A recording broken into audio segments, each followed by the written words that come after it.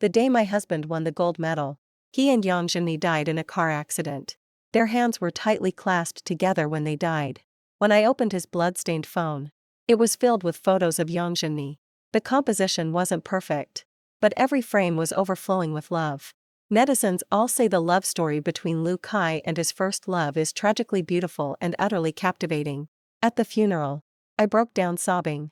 In my dazed and confused state, I was stabbed to death by a knife-wielding assailant.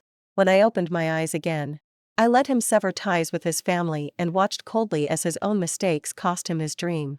Later, he came through the rain in his wheelchair, pleading with me in utter despair. Choo-choo. Don't leave me. 01. Congratulations to our gold medalist, Lu Kai. On the television, my husband stood on the podium, holding the figure skating championship trophy, basking in the cheers of the nation. At that moment, I was moved to tears of joy. His dream had finally come true. Lu Kai. What was the belief that sustained you and kept you going all these years? A journalist raised a question. Lu Kai took the microphone, his trembling hands betraying his nerves. Today, I want to thank one person. When my family kept doubting me, she was always by my side. And she gave me the strength to keep going. My heart trembles. The reporter teased. Oh. I heard Lu Kai got married young. The person you're talking about must be your wife. Right. Lu Kai did not answer. His gaze filled with affection falling upon the audience below. I felt a pang of suspicion. The camera pans down, revealing a familiar face. Yang Zhenyi. How did she end up here? Before I could even process it, Lu Kai stepped off the stage and personally placed the medal around Yang Zhenyi's neck. Emotions surged within me. He had clearly said that once he won a medal, he would give it to the person he loved most. At the time, I always thought he was talking about me. My hands clenched. The armrests of the wheelchair.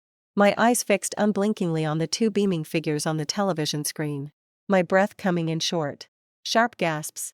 Lu Kai. You are something else. I couldn't wait to confront him. But on my way to the airport, I received news that he had been in a car accident. He and Yang Zhenyi died on the spot. While sorting through Lu Kai's belongings, I discovered a phone that documented his sweet romance with Yang Zhenyi. Their love flows like a tide. While I feel like an outsider, it's perfectly clear I am Lu Kai's lawful wife. In that instant, my hands and feet turned to ice. On the day of the funeral, I forced myself to greet the guests, never revealing his relationship with Yang Zhenyi in the public eye. He remained the figure skating champion who adored his wife, and people mourned his passing, lamenting that the heavens had envied his talent. Then, a man barged in for no apparent reason. He pointed a knife at me, his eyes filled with hatred. You deserve to die. If you hadn't used your life-saving favor to trap Lu Kai, those two lovers wouldn't have been driven to a double suicide. And my sister wouldn't be dead. And intense pain in my abdomen robbed me of any words to defend myself. Round and helpless, I collapsed to the ground. When I opened my eyes again, I found myself standing right outside Lu Kai's house. I looked down at my intact legs and instantly came to my senses. She turned on her heel and tossed the pair of men's figure skates she was holding into the trash bin with a look of disgust. From behind the door came Lu's father's angry voice, scolding Lu Kai. If you dare to learn these useless things, I'll disown you as my son. Get out, mister. Lu barked the order. I smeared the last trace of pity I'd felt for Lu Kai in my past life gone from my eyes. In my previous life, I had come specifically to give Lu Kai the figure skates he wanted most, hoping to put in a good word for him in front of his father. But back then, he only felt humiliated, accusing me of deliberately trying to make a fool of him. Now, as he wished, I will no longer involve myself in his affairs. 0 to day 2. Figure skating intensive camp. I heard my teammates whispering around me, and when I looked up, I saw Lu Kai walking into the training ground, covering his face. The handprint on his face stood out starkly, even as he tried desperately to cover it. A glimpse was still visible. Looks like he got a serious lesson last night. This is the first time I've seen Lu Kai since I was reborn. He still carried himself with that same arrogant air, his team jersey hanging loosely on his frame, adding an extra touch of recklessness. When he sat down beside me, his gaze lingered for a moment before he turned his face away, refusing to look at me. I had a vague sense that his attitude was somewhat odd, but I couldn't quite put my finger on it. During the theory class, I kept watching him until I noticed his gaze fixed intently on Yang Jinai. His eyes were filled with the joy of something lost and found again, even tinged with an indescribable excitement. In this moment, I understood he had been reborn. Too perfect. I was just wondering how to get justice for my past self. And now he's back. Perhaps even the heavens felt my grievance, granting me this second chance. I suppose. This time, without my interference. It's high time he saw Yang Jinai's true colors with his own eyes and realized just how foolish he was in his past life. It was the time for registration for a provincial-level singles figure skating competition, and spots were limited. The team eliminated members based on their rankings, and Yang Jinai missed out on a spot in the competition because she was at the bottom, with tears welling up in her eyes. She blamed herself. Why? I tried so hard. But I still can't even make it into the competition. Her teammates didn't know how to comfort her, and her friend Xin Yan pleaded for her through tears. Coach, could you make an exception? Xin Yan really did try her best. The coach gave Yang Jinai a helpless glance and said, Sorry, there are only so many spots available. You'll have to wait until next time. Yang Jinai cried and tried to leave, but Lu Kai stopped her. Wait. He spoke to me in an almost commanding tone. Shinchu, give your spot to Jenny. I rubbed my ear thinking I must be hearing things. What did you say? Lu Kai said matter-of-factly. Your figure skating has always been top tier. This competition is nothing for you. If you give this opportunity to Jenny, you'll have even more time to practice. Hearing that, my heart twisted painfully. I looked up and stared hard at the man I had desperately protected in my past life as if I were seeing him for the first time. I thought that in this second life, he would at least feel some remorse toward me. But I was wrong. He's a heartless man through and through. He knew full well that figure skating was my dream and that at this moment, I couldn't refuse any of his requests. Yet he did it anyway. Really? Lu Kai. You're so good to me. Jenny looked up instantly, her face lighting up with surprise, watching the two of them gazing at each other so affectionately. I couldn't help but smile wryly to myself. One orders me to give up my spot and the other completely ignores the person who's about to sacrifice it for them. Not even a word of thanks. Honestly, they're perfect for each other. A scumbag with a trashy woman. This whole spectacle is truly eye-opening. But this time they're bound to be disappointed. Nobody's that stupid. As Lu Kai led Jenny to the coach to change the name, I spoke up coldly. Hold on. Who said you could have a spot without my approval? What do you mean? Lu Kai frowned. Under their astonished and questioning gazes, I stepped forward and snatched the pen right out of Lu Kai's hand. Sign my name on the contestant list. Got it now. 0 to 3. Lu Kai froze in an instant.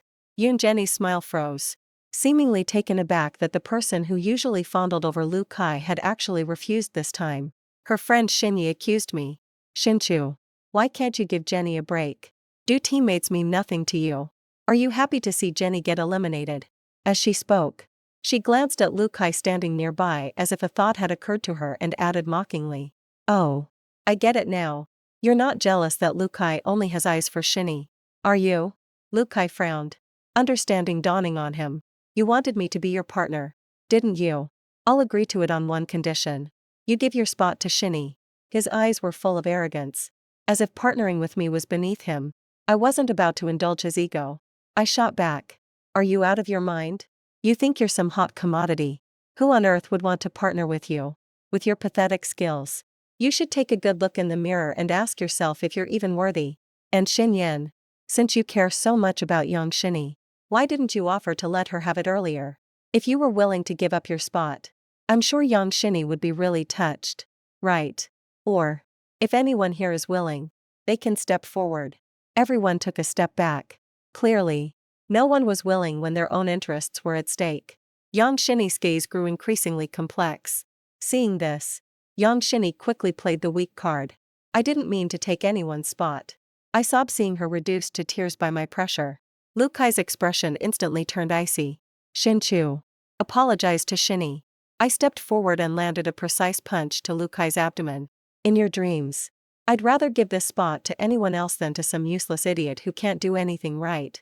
No sooner had the words left my mouth than a figure appeared in the doorway. Seeing my posture, a smirk tugged at the corner of his lips. What's this? Shin.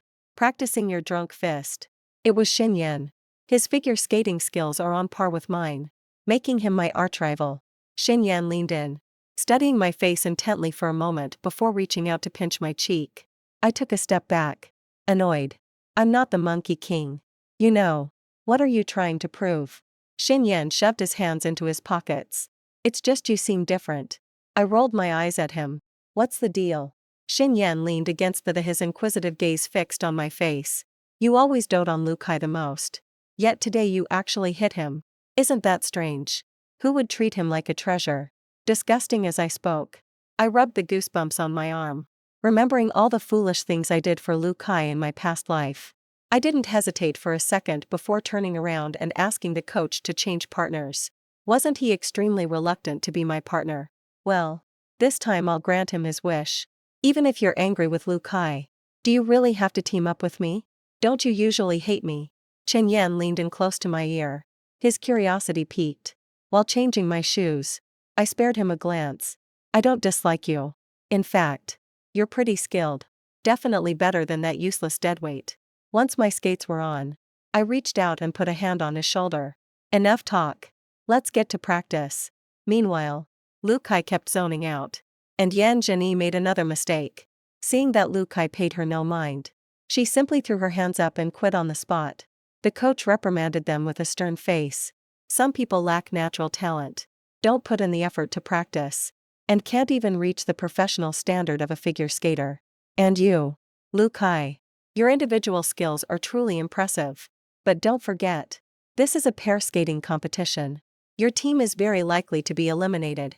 I spun calmly, continuing to practice the quadruple axel. After finishing my training, I ran into Lu Kai squatting at the entrance as soon as I entered the neighborhood. A vivid red handprint was stamped across his face, and beside him lay the shattered remains of a suitcase. Looks like he got kicked out by his dad. In his previous life, Lu's father had always wanted Lu Kai to study finance and never supported his dream of figure skating. I was really anxious at the time, wanting to help him improve and gain recognition, which is why I wanted him to be my partner. But now, all I can say is, you had it coming. I tried to walk right past him and head home, but someone grabbed my wrist in a tight grip. For Lu Kai stared at me, his eyes brimming with mockery. Are you pleased to see me like this? Every time I'm in a mess, you always show up just in time. What? Do you really enjoy looking down on me and giving me charity? I'm telling you, no matter how much you try to win me over, I'll never like you. Listening to his arrogant speech, I clenched my teeth tighter and tighter. The thought that all my kindness to him in our past life ended up being the very reason he used to blame me sent a surge of fury through me. I violently wrenched my hand away from his.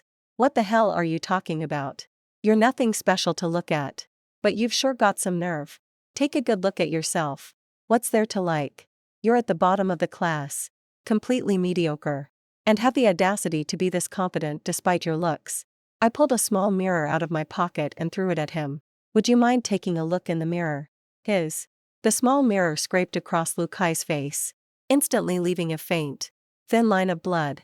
Seeing the wound on his face, I felt an inexplicable sense of relief. But you're right. I love seeing you flustered. It's a shame, but I'm no longer interested in you. Even if you end up on the streets, I won't spare you a second glance. Ungrateful people who repay kindness with ingratitude never deserve sympathy. Lu Kai stared in disbelief, as if he couldn't believe the words had come from me. I calmly turned and walked away, leaving him standing there in stunned silence. The next day, Chen Yan invited me to the Sun City ice rink to watch an amateur figure skating competition, and I agreed. In his previous life, Lu's father cut off all of Lu Kai's expenses to force him into submission. Back then, he was working part-time delivering takeout in that area. Lu Kai, who was once held in such high esteem, might find it hard to swallow his pride and face the customers' complaints this time. Even before the amateur competition started, Chen Yan took me to the food street to grab some bites. I was surprised by how familiar and at ease seemed with the place. Didn't expect you, a rich young master, to actually eat this kind of stuff. Chen Yan took a sip of his milk tea and raised an eyebrow. So, what do you think I should eat? I thought for a moment. At the very least, it should be Tianshan snow lotus, deer antler, snow water. Chen Yan's mouth twitched. You really have a vivid imagination. Hey, I heard that shop up ahead is super trendy online. Let's check it out. I glanced at the time and shook my head. No. The amateur tournament is about to start. Chen Yan grabbed my wrist. We're already here. Come on. The match doesn't start for a while yet. It wasn't until I saw Lu Kai in his delivery uniform that I understood Chen Yan's real reason for bringing me here. Lu Kai Gang had just delivered a takeout order to the shop next door and was now squatting on the curb eating dinner. Just then, a shirtless man suddenly came running out holding a takeout order. He showed Lu Kai the messy takeout with a displeased expression on his face. How am I supposed to eat this? The oil's all spilled. You're going to pay for this. Lu Kai's brow was furrowed and he did not yield an inch in his words. That's not my problem. My job is just to deliver it. If you have an issue, take it up with the boss yourself. Seeing that he didn't apologize, he instead defiantly shifted the blame. The shirtless man grew even angrier. With a swift inverted motion, he dumped the entire takeout order over Lu Kai's head. Pow. What a, underscore underscore, underscore underscore, the man spat in his direction. Then stormed off cursing under his breath. The steaming noodles still sat atop Lu Kai's head, their broth trickling down his forehead and into his collar. Perhaps it was too hot. A large patch of his neck had flushed red. 05. Your childhood friend seems really down. Aren't you going to comfort him? Chen Yan probed. I watched Lu Kai, who looked disheveled not far away, with a cold gaze and spoke in a low grave tone. Serves him right. It was clearly his fault. Not only did he refuse to apologize, but he also tried to shift the blame. What a coward. As the words fell, Chen Yan looked up and saw me. His eyes filled with embarrassment and shame. Clearly, he overheard everything I just said. Come on. Isn't watching the game better than just watching the commotion? Before leaving, I caught a glimpse of Lu Kai's hands clenched tightly into fists. He wouldn't think I was going to make fun of him, would he? Honestly, I have zero interest in that. I thought the whole thing was over and done with, but when I got back to the team, I found out someone had filmed what happened that night, turned it into a GIF, and posted it online. They even got the dialogue from that moment down perfectly. The comment section was filled with people blaming Lu Kai. Before long, everyone in the training camp knew that the delivery guy was Lu Kai from our figure skating team. The gossip spread like wildfire. I thought he was some rich kid. Why is he delivering food? You always act so high and mighty, but look how pathetic you are in this picture. That's not even the point. The point is, I can't stand irresponsible delivery drivers like this. What a disgrace. Chen Yan kept waving his phone in front of my face, so I snatched it from him and closed the website. Don't you have anything better to do with your time? He chuckled. I thought you'd want to know about Lu Kai. Who does he think he is? Don't even mention him around me. What a downer. All right. I promise I won't bring him up again. Just then, I suddenly met the gaze of Su Miao, the team's gossip queen. Her gaze swept between me and Chen Yan, and a leering smile on her face sent a chill down my spine. You two are involved. Me. What are you talking about? We were just having a normal conversation as teammates. Su Miao. Do you think I believe it? From the day I joined the team, I could tell Chen Yan was looking at you in a strange way. Full of longing. I don't care. Whatever happens, you two have to treat us. I rubbed my temples with a sigh, feeling a bit helpless. In my previous life, Chen Yan and I were classmates in high school and college. Throughout that entire time, he never showed me the slightest bit of kindness. In fact, he often went out of his way to give me a hard time. Even now, the thought of it sends a chill down my spine. I'm absolutely certain he'd rather fall for a pig than ever like me. Tired from training, I sat down to rest when Lu Kai came over on his own. Just looking at him dirties my eyes. What are you? A dog? Sniffing your way here? Lu Kai's eyes blazed with fury, refusing to let it go. Mission accomplished. I bet you're thrilled. I was completely baffled, thinking he must be out of his mind. Can you stop snapping at everyone you see? If you're sick, go get help. Don't have a meltdown here. Lu Kai snorted coldly. Stop pretending. You're the one who posted that GIF, aren't you? Shinchu. You're as vicious as ever. I was speechless at being suddenly and unfairly blamed. Before I could even open my mouth to defend myself, he continued. You will go to the broadcast room and apologize to me. Now. He accused me with great force, as if he were certain I was the culprit. I said in a low voice. I didn't post that GIF. I don't have time to be targeting you every single day. You were there that night with Chen Yan. Only you could have done something like that. I laughed in exasperation. You really know how to play to the crowd. There are so many people coming and going. And you just keep targeting me. Don't you? Shinchu. If you go to the broadcasting room right now and clear things up, I'll leave you alone. Otherwise. Before he could finish speaking, I grabbed his hair and slapped him hard across the face twice. He was completely dazed. And the slap marks on his face were perfectly symmetrical. I was quite pleased. I'm warning you one last time. The sight of you makes me sick. Keep your distance from me. And don't bother me unless you have to. 6. I took out a wet wipe and wiped my fingers with disgust. Just about to head home. Lu Kai's voice sounded again. Shinshio. You're back too. Aren't you? I stopped in my tracks instantly. Turning my head to look at him. That's right. It took you this long to figure it out. You really are something else. After all these years of marriage. You still have another woman in your heart. Lu Kai. You really are something. The national team is lucky to have someone like you. A flicker of guilt crossed his face. And a competent man from just moments ago seemed like nothing more than my imagination. I covered my ears and suddenly shouted. All right. I don't have the patience for this nonsense. What happened in our past life is over.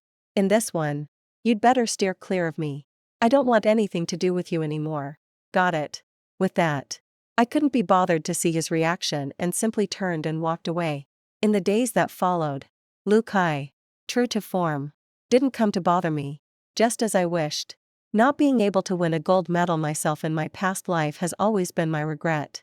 This time around, I'm going to train hard, steer clear of toxic men, and make it to the national team.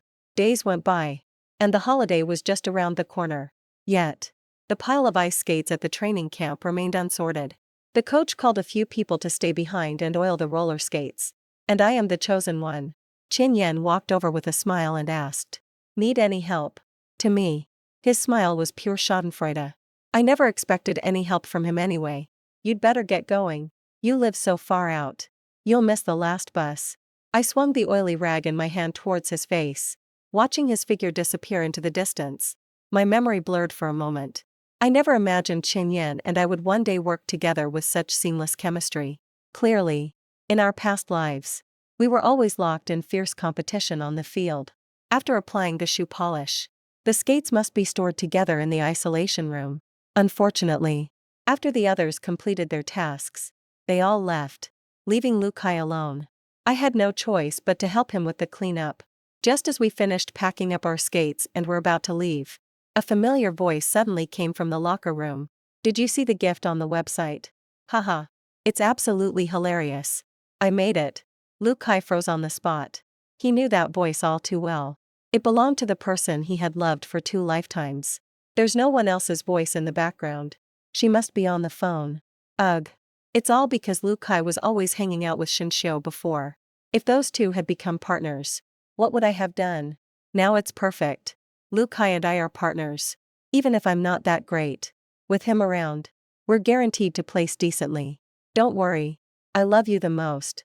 He's not even in my backup plans. I have to say, this live drama is absolutely riveting. After Lu Kai died in my previous life, many of my former classmates came to see me. One of my female classmates talked to me about Yanshur and I. She hinted at some things Yanshur and I had done, and I was both shocked and bewildered. Now, I finally understand. To her, Lu Kai is nothing more than a stepping stone for her own advancement. Suddenly recalling the car accident from their past life, netizens still mourn their relationship. Looking back now, it was just a simple accident. I looked at Lu Kai's shocked and furious expression and felt a sense of satisfaction in my heart. After 2 lifetimes, I never thought he'd be the biggest joke of all. Before I could even mock him, Lu Kai pushed open the locker room door without hesitation. And a scream echoed from inside. Lu Kai, what are you doing here? Came Yanshurni's panicked voice. If I weren't here, how would I know you've been secretly treating me as a backup? I love you so much. And this is how you repay me. No. You misheard. Yanshurni's voice trembled slightly. I suppose any man would lose his mind if he were in that situation. Lu Kai was the same. Ah. Lu Kai. How dare you hit me? You'll regret this. Hearing the crackling noise from inside, I scoffed to myself. Lu Kai. Oh Lu Kai. Getting angry already. Yenshirni's surprise for you is yet to come. 07. I wasn't in the mood to watch their dog-eat-dog drama anymore. So I turned and walked away. Time flies. And this weekend, my parents are planning another picnic outing. I really don't want to go because Lukai will be there. Lukai and I are neighbors. Our families have an agreement to go on picnics together whenever we have time since we were kids. No one has ever missed this tradition. So no matter how much I didn't want to, I still caved under parents' stern looks. But I never expected some people to have absolutely no shame. You have the nerve to cozy up to me, knowing full well you've wronged me. Choo-choo. You're here. Let's go get some barbecue. As he spoke, Lukai reached out to take my hand. But I immediately swatted it away. Get your filthy paws off me. Disgusting. Lukai was taken aback for a moment. A slight frown creasing his brow. Shinchu. I know I misunderstood you before. But there's no need for you to be so harsh. We're friends who grew up together. After all, there's no need to make such a big deal out of it. I let out a bitter, exasperated laugh. If you can't stand my attitude, you're more than welcome to keep your distance. There's no need to put on an act in front of Mom and Dad. Remembering the time he was kicked out of the house, I said sarcastically. Or is it that you're afraid I'll tell your dad about it? Is this little seduction act your way of saving face? Hit a nerve. Lukai's expression darkened. The tone carries an implied threat. You don't push your luck. Shinchu. I know you still have feelings for me. Even if you're trying to get my attention. There's no need to keep doing this. As long as you get back to normal, we're still the best team. In his eyes, the Shinchu who used to fawn over him was the real one, while the current Shinchu is just putting on an act. He never truly believed I would actually leave him. Looks like I've been giving you too much leeway lately. That's why you're so bold and unapologetic in front of me.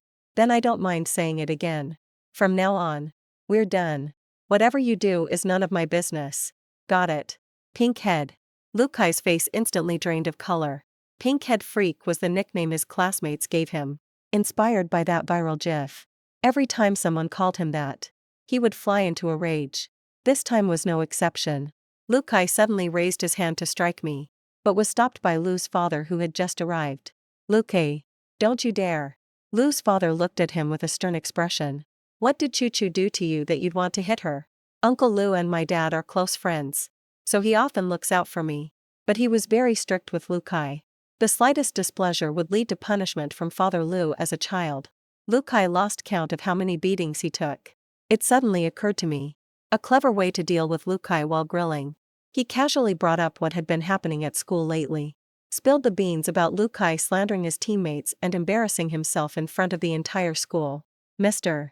Lu's expression grew increasingly grim, while Lukai, fishing not far away, remained blissfully unaware of the storm about to break. Just as expected. After hearing what I said, Mr. Lu couldn't even wait to get home and immediately summoned Lukai. Lukai asked, bewildered. Dad. What's wrong? Smack. Father Lu slapped him hard, stunning everyone present. Lukai's right cheek swelled visibly, and he stood frozen in place. Lao Lu. Let's talk this out properly. Why resort to hitting the child? My dad stepped in to smooth things over. Old Shin. Stay out of this. I'm going to give this rebellious son a good lesson today. Lu's father raised his hand and sharply poked Lukai's head, shouting abuse. I haven't kept an eye on you for a few days, and already you're making me look bad everywhere. How could I have given birth to such a useless thing like you? 08. You said figure skating was your dream. I gave you the chance to prove it. And this is the big surprise you give me. You're not that capable. Yet you keep causing trouble for me. How dare you bully Choo-Choo right in front of my parents? Lukai's father showed him absolutely no mercy. He tore into him, leaving no shred of dignity. Watching Lukai's face turn deathly pale, I felt a secret thrill of satisfaction. She added, with a flourish, Mr. Lu. It's fine. I'm used to it already. After all, the girl is someone he likes. So I can understand why he wants to protect her. Hearing my words, Mr. Lu flew into a rage. His gaze toward Lukai growing even more contemptuous. You actually like girls who play games and manipulate people. That's so pathetic. Did I raise you all this way just for you to be someone else's backup? Lukai spoke softly. No. You better break up with that girl as soon as you get back. If I catch you tangled up with her again, don't blame me for kicking you off the figure skating team for good. Lu's father issued an ultimatum. Between his girlfriend and his dream, Lu Kai can only choose one. What will he decide? Oh. Right. You wronged Choo earlier. Apologize to her immediately. After saying so much, Lu's dad finally remembered me. Lu Kai gave me a complicated look and murmured, I'm sorry. I dug a finger in my ear, pretending I hadn't heard a thing. Seeing this, Lu Kai's father barked at him. Did you forget to eat? Speak up. I'm sorry. Seeing the look of humiliation on Lu Kai's face filled me with satisfaction. All right. I forgive you. Seeing the tension, my dad immediately put his arm around Lu's dad and guided him to sit down. All right. All right. Let the kids sort out their own problems. We should just eat, drink, and enjoy ourselves. Happy now. Lu Kai walked over to me, his expression unreadable. I just rolled my eyes, sidestepped him, and went to roast some corn on the other side. Given his personality from our past life, he wouldn't have pushed his luck after I'd snubbed him like that. To my surprise, he came back a moment later and placed a skewer of grilled squid in my bowl. I have to admit, in this life or the last, this was the first time Lu Kai had ever done something like this for me on his own initiative. I stared at the squid for a long while, my thoughts slowly drifting away. In my previous life, no matter how busy or tired I was, I would always have a meal ready and waiting for Lu Kai when he came home. He never even glanced my way during meals, let alone served me any food. He would always leave right after eating without a single word, as if our home was just a hotel to him. I always thought his coldness towards me was because the team's training schedule was too intense. It wasn't until I was sorting through his belongings and opened a folder named My Little Treasure that I realized just how naive I had been. The photographs of Yang Zhenyi were arranged in neat chronological order, each one clearly taken with great care. When Lu Kai gave her the gold medal, I was shocked, but not exactly heartbroken. Men are like that, always drawn to wildflowers outside. A good shake will do the trick. But the truth hit me like a punch in the face. 10 years of marriage and I never imagined that the person I loved so deeply had never, from the beginning to the end, given me even a single place in their heart. Even if I were to live my life again, I wouldn't love Lu Kai anymore. But every time I think of it, my heart still aches uncontrollably. After all, I ruined my legs and lost my dream for him. In the end, it was all just me reading too much into things. What a joke my life must be. Since you've forgiven me, let's put the past behind us. Lu Kai's voice snapped me back to reality. I tossed the grilled squid aside in irritation, letting out a sneer. You really think I've forgiven you? That was just to save face for the elders. Even the police need evidence to make an arrest. Yet you've got the nerve to sling accusations at me with nothing but your mouth. Lu opened his mouth but couldn't utter a word. Seeing his dejected expression, I deliberately mocked him. How does it feel to be stabbed in the back by your white moonlight? I thought you two were so deeply in love. Turns out I was just fooling myself. Lu Kai instinctively retorted. No. That's not true. Zhenyi loves me. She's already explained everything to me. 09. It was some troublemakers from outside the school who threatened her. She only said that to protect me. Hearing his words, I froze for a moment, then instantly understood. Well, birds of a feather flock together. Whenever it comes to matters involving Yang Zhenyi, Lu Kai's brain just shuts down. He heard it with his own ears that day. Yet he still let Yang Zhenyi sweet-talk him into going along with it since he doesn't even care himself. I can't be bothered to say more. Then enjoy yourself during the cultural class. I was shocked to find Qin sitting beside me again. Did you end up taking the same elective as me again? Isn't that a bit too much of a coincidence? Seeing the confusion in my eyes, Qin reached into his bag and handed me a class schedule. I compared them. And you're right. He's been following me around these past few days. And I actually started to think he might have a crush on me. Turns out I was just too much into things. I gave an awkward smile. You should have said something earlier. Made me overthink it. My voice trailed off. And Qin, unable to hear clearly, suddenly leaned in with his ear. What did you just say? A wave of minty freshness hit me. It was coming from him. I couldn't help but sniff the air. It actually smelled quite nice. Just as my mind was wandering, Qin suddenly turned his head. And our eyes met. I didn't quite catch what you just said. Could you repeat that? For a moment, I was too stunned to react, just staring blankly at his face. You know, Qin is really quite handsome. He has a tall, straight nose, deep-set eyes, And clear, luminous skin. Even the mole on the tip of his nose is strangely captivating. Good looking. A soft chuckle sounded. And I answered without thinking. Yes. Looking good is one thing. But you have to read the room. When I finally snapped out of it, I realized all my classmates were staring at me. And the professor at the lectern had his eyes fixed on me. After class, I sat at my desk with a heavy sigh, copying down the day's assignment. Chen Yan was resting his head in his hand. And I couldn't ignore the smirk playing on his lips no matter how hard I tried. You've gone too far. If you hadn't seduced me with your looks, would I have been punished so harshly by the professor? I slammed the pen down on the desk and glared at Chen Yan. I'll ask you one question. Give me a serious answer. And I'll take care of all this copying homework for you. Deal. I eyed him suspiciously, sensing he was up to no good. But the thought of having to copy 50 pages made me nod immediately.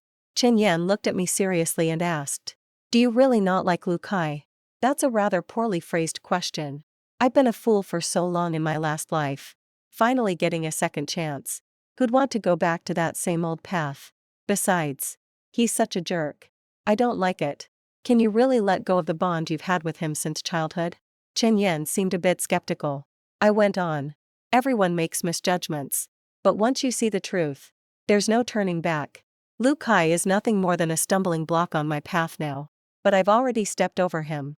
After I finished speaking, Chen Yan immediately took my pen and started copying for me, a smile spreading across his lips that he couldn't suppress. I don't get it.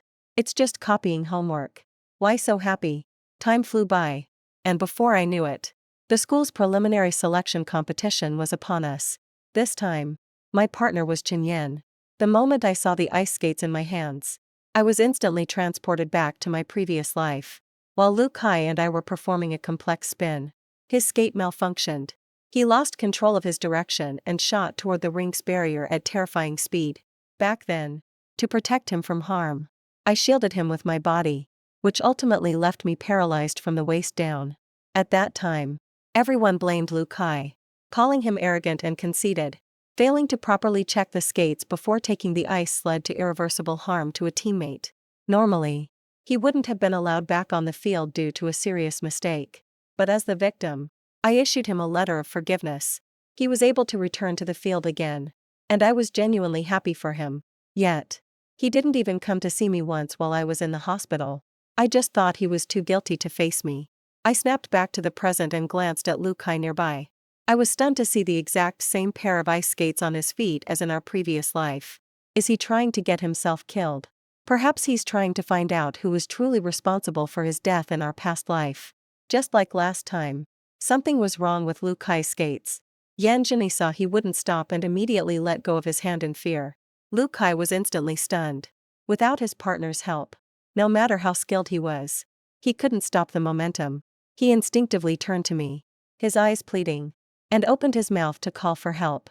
This time, I remained unmoved by his plea for help. Eventually, he crashed into the fence, his legs bent at an unnatural angle, and he collapsed into unconsciousness. In this life, he ultimately became the disabled man he once described, crippled in both legs, never to step onto the world stage again. The end. That's all for the first story. Don't go anywhere. The next one is even better. I've got a handsome merman in my care. His tears are pearls, worth a fortune. That day, I was forcing him to cry as usual, when suddenly a barrage of comments appeared before my eyes.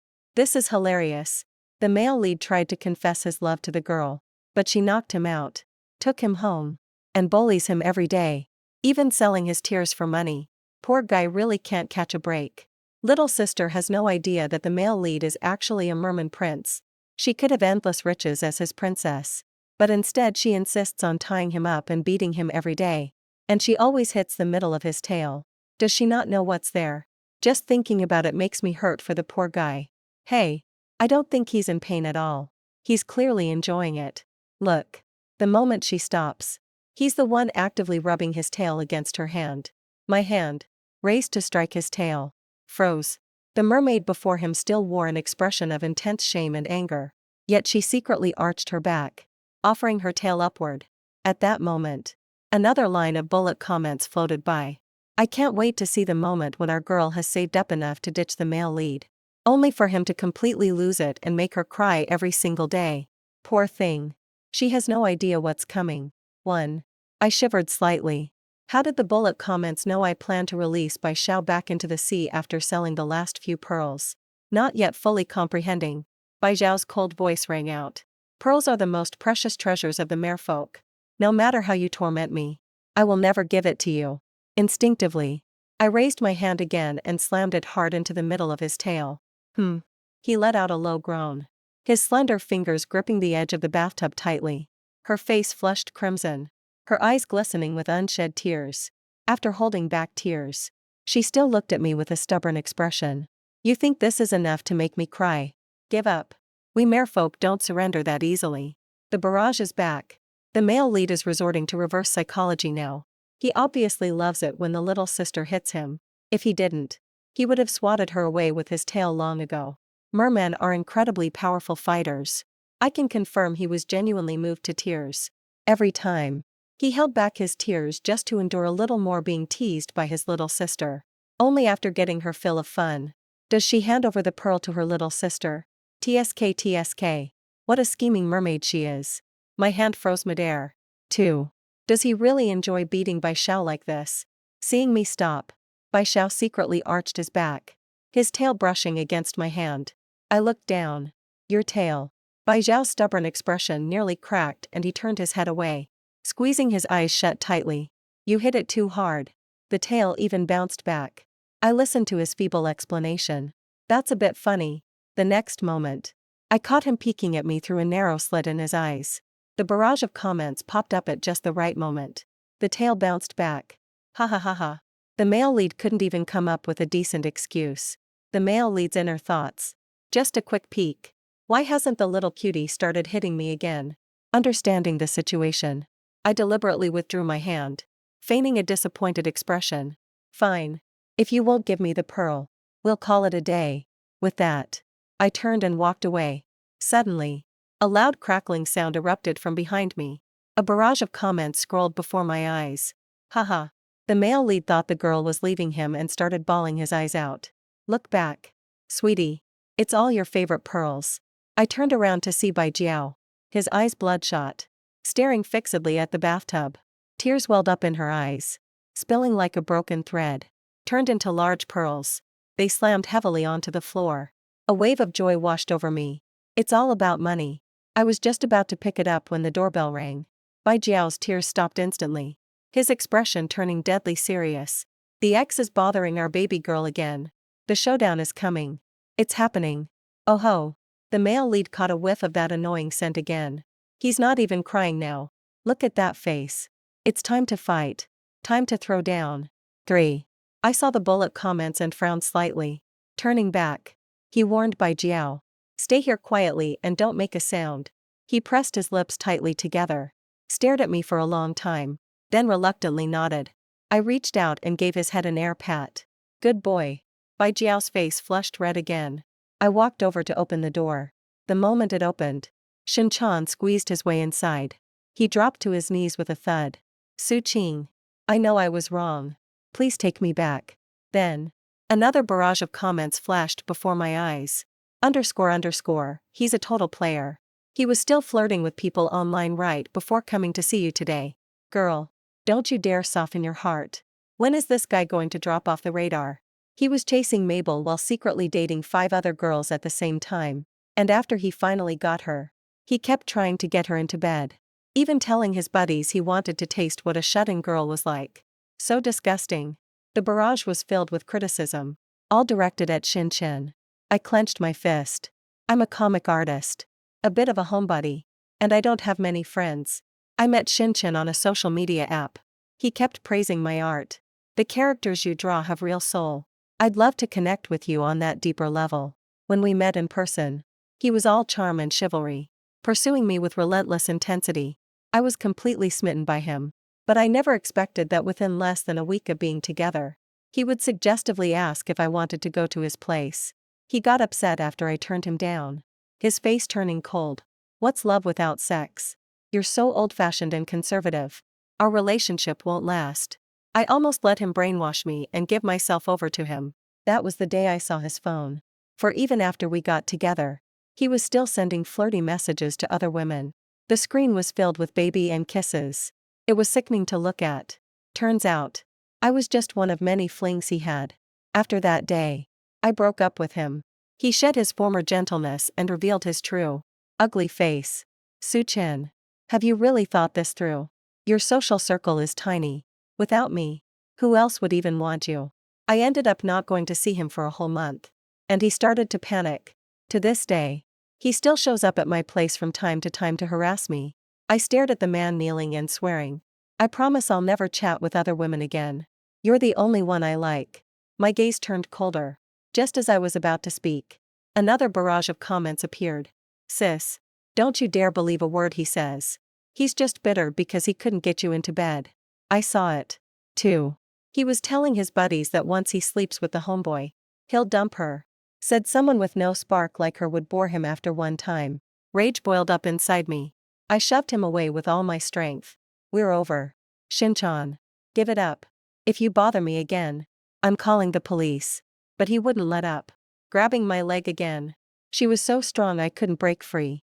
And her hands kept creeping up my thigh. A look of disgust crossed my face. Just as I was about to deliver a heavy blow to his head, a sudden noise came from the bathroom. 5. Shin-chan immediately let go of me, stood up, and leaned in to look inside. What's that noise? You hiding someone in the house? I didn't bat an eyelid. No. It's my new dog. If you go in again, I'm calling the police. He stopped in his tracks and eyed me suspiciously. Really? I pushed him impatiently. Yeah. Can you get lost now? Seeing this, he reached out and took my hand again, trying to please me. Ching-ching. Have you made up your mind yet? Think it through carefully. This opportunity won't come around again. I stared at our clasped hands, a wave of nausea rising in my chest, and immediately wrenched mine away. He was just about to speak. From the bathroom came even louder sounds. Faintly, there was the muffled groan of a man. Shin-chan's expression changed in an instant. Soo-ching, you actually have a man hidden in your house. As he spoke, he shook me off and rushed towards the bathroom. 6. A barrage comment floated across the screen. Holy moly. The male lead actually broke out of prison just to duel that scumbag. TSK. Jumping out of the bathtub. The fishtail slams hard onto the floor. Just looking at it hurts my heart. Aches for the male lead and the little sister. From now on, sis, don't let that scumbag in anymore. Seeing the third one, I feel a bit emotionally drained. Honestly, I didn't want to let Shin-chan in either. It's just that his pestering is so annoying. If I don't open the door, he'll just keep knocking. He won't stop until the neighbors complain. And he's quite the actor, putting on a show of deep affection in front of everyone. It got to the point where the neighbors were trying to mediate. Oh, sweetie, this guy seems really good to you. Why are you so set on breaking up? Exactly. And you know what they say, a man's pride is in his knees. He's already gotten down on his knees to beg you back. I can tell he really loves you. You don't find many good men like that these days. Just say yes. Besides, all this commotion is driving me crazy. If you just agreed earlier, none of this would be happening. Surrounded in the middle, my voice was no match for those aunties and Shin. Shin was still putting on a show about how much he loved me. But once we stepped inside, his whole demeanor changed. Smug and triumphant. Soo-ching, I know where you live. If you don't agree to be with me, I'll keep coming around until you're sick of it. That makes me sick. I was supposed to move next week anyway. With the money from selling to buy Xiao Pearl, I bought a place right in the city center. I even picked out a larger bathtub for Xiao. I just didn't expect Shin to show up again today, before I could move it. Now, I watch his back as he walks toward the bathroom. I can't let him find Xiao. If he had seen a mermaid, he might have called the police and had Xiao hauled off to a research institute. I rushed forward to stop him. It was just a matter of strength difference between us. He pushed me aside roughly and opened the bathroom door first. 7. The moment the bathroom door opened, Xiao was leaning against the wall. Damp, long hair clung to his body, and a silvery fishtail swayed on the floor. Shin narrowed his eyes, sizing up Xiao. What is this? I rushed over and threw myself in front of Xiao. It's just mermaid-style makeup. A barrage of comments suddenly popped up. Holy crap. I just read the scumbag's mind. Soo-ching looks so innocent. But she's even wilder than me. She's actually keeping a man at home and playing mermaid games. Honestly, a threesome wouldn't be so bad. Ugh. I'm going to be sick. I need a pair of eyes that haven't seen this. So toxic. Girls, be sure to keep your eyes wide open when it comes to relationships. I stared at the barrage of comments and a wave of intense discomfort washed over me. Then, to our shock, Shinchin started unbuttoning his shirt right in front of us. Su-chin, I never thought you looked like such a virtuous lady. But you're so wild behind closed doors. You're already dirty. What's wrong with letting me touch you? Stop pretending. You still like me, don't you? Hearing that made my blood boil. Before I could even act, a silver fishtail, trailing water, lashed across Shinchen's face with force. Shinchin flew out like a rag doll, his skull thudding against the wall. The barrage suddenly exploded. Finally got my revenge. I was so angry watching that. I wanted to jump into the screen and give that jerk a good thrashing. The male lead is such a jerk. This scumbag is finally getting his comeuppance. Bai Xiao propping himself up on one hand. The fishtail that should have hung gracefully now arched like a bow, its fin edges glinting with a cold light. Shinchin collapsed on the ground convulsing, utterly disheveled. He raised his phone with trembling hands. There's a monster. I need to call the police. Bai Xiao's fishtail gave a sharp, powerful flick. The entire tail fin suddenly contracted and transformed into two slender human legs. The bullet comment stuttered for 2 seconds, then suddenly erupted. Wow. The fishtail is gone. The male lead's legs are so long, pale, slender, and perfectly straight. I'm so jealous. I'm envious, too. Woo woo. But is it okay for the male lead to force his transformation like this? Upstairs. If I'm not mistaken, merfolk can only do this during mating season. Mating season. Oh. Wow. The plot just leveled up. I didn't have time to read the comments. I grabbed the nearest object and lunged to smash it into Shinchin. I couldn't let him get a shot of Bai Xiao. My wrist was suddenly seized. I hadn't noticed when Bai Xiao had moved to stand right behind me. Her chest pressed against my back, her damp arms wrapping around my waist. Don't look. His voice was unnaturally hoarse. Hot breath puffed against the back of my ear, damp and scorching. Shinchin let out a scream like a pig being slaughtered. The screen of the phone he was holding was melting, milky white mucus dripping between his fingers. A comment drifted eerily across the screen. Mermaid venom gland secretion. Specially for creeps who film without consent. 8. My phone. Shinchin, curled in the corner, roared with a mangled, corroded right hand. I'll sue you for assault. Bai Xiao looked at Shinchin, his blue pupils narrowing into vertical slits. His originally clear, mellow voice was now laced with a beast-like growl. Forget everything you saw today. Get out. Shinchin froze abruptly, his gaze growing distant. He rose unsteadily to his feet and stumbled toward the door. After leaving, they thoughtfully closed the door behind them. Bullet comments flood the screen. Here it comes. Mind control. The forbidden art exclusive to the merfolk royal family. Oh. No. The male lead forced his transformation and used forbidden magic. The ancient ones in the deep sea are bound to sense it. He snuck out. After all, what if they drag him back by force? Don't let him get captured now. The important plot I've been waiting for hasn't even started yet. I didn't have time to read the comments carefully. Bai Xiao had gone limp in my arms. His body was burning hot, and scales on his waist and abdomen were oozing blood. At the end of the mermaid line, a translucent webbing flickers into view. His damp lashes brushed against the side of my neck. Water. I half-dragged, half-carried him into the bathtub, where the lower half of his body began to shimmer and shift, slowly resolving into the distinct outline of a fish's tail. Sister, quickly touch the gland behind his ear. It'll temporarily stabilize his form. But I seem to recall that touching a mermaid's gland has side effects. Upstairs. I know what the side effects are. He he he. I glanced at the barrage of comments. My hand reached for Bai Xiao's eye, feeling around for the right spot.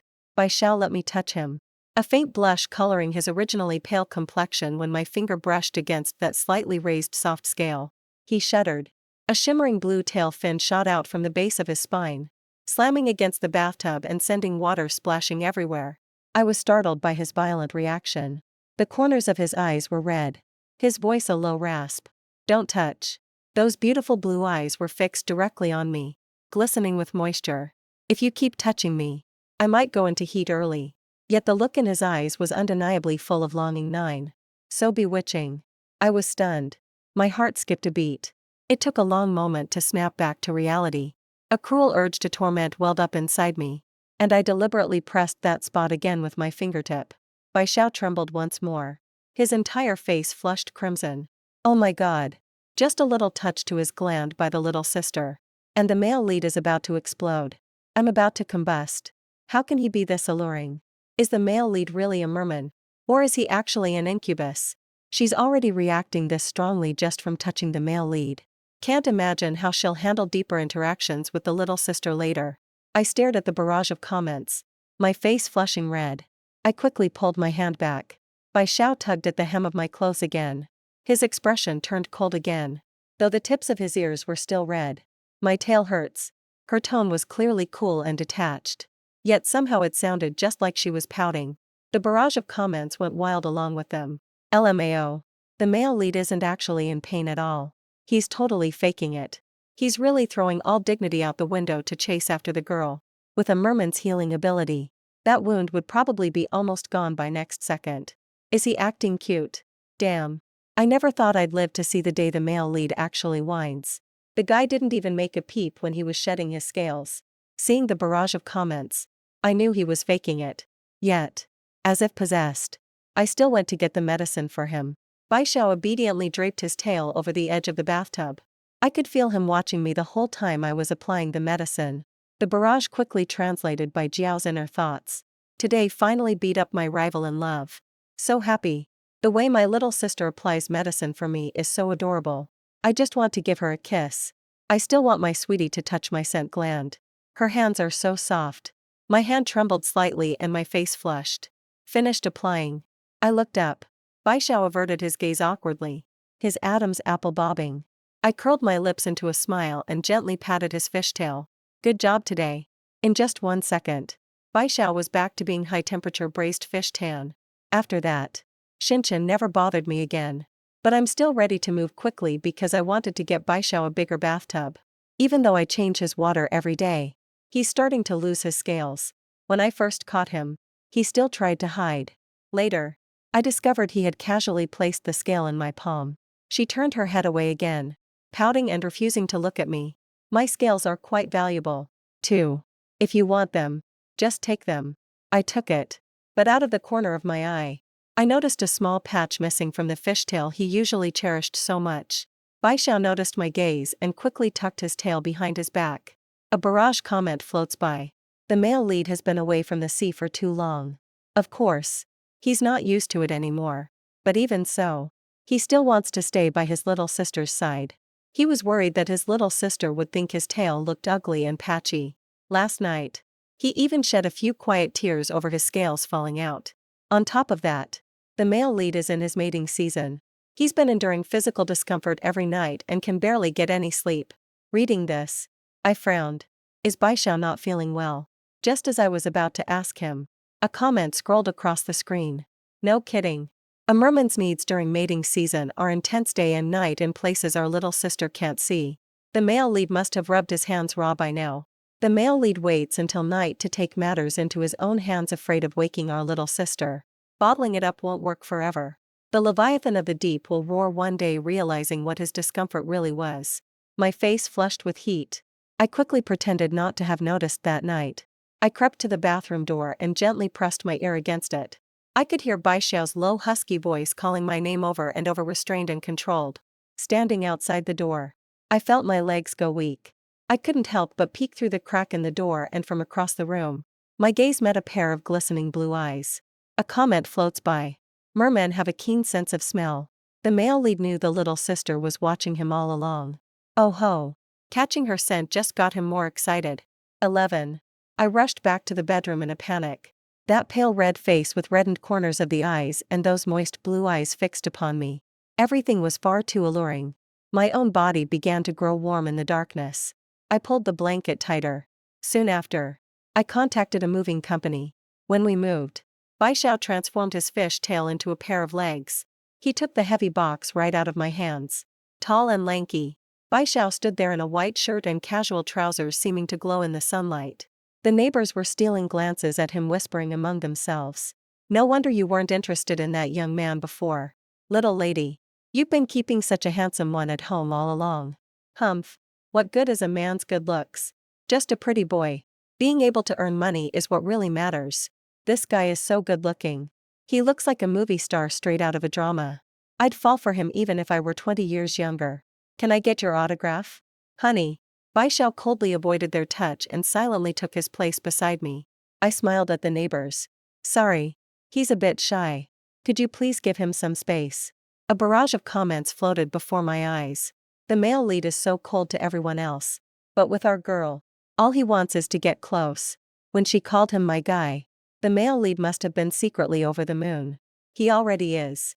If he still had his tail, he'd be wagging it like crazy for her.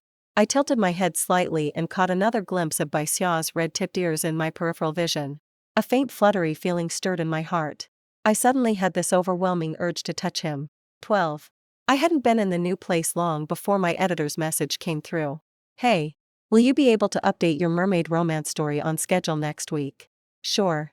Alright. I checked and the readers are responding well. Except they keep complaining about the author's track.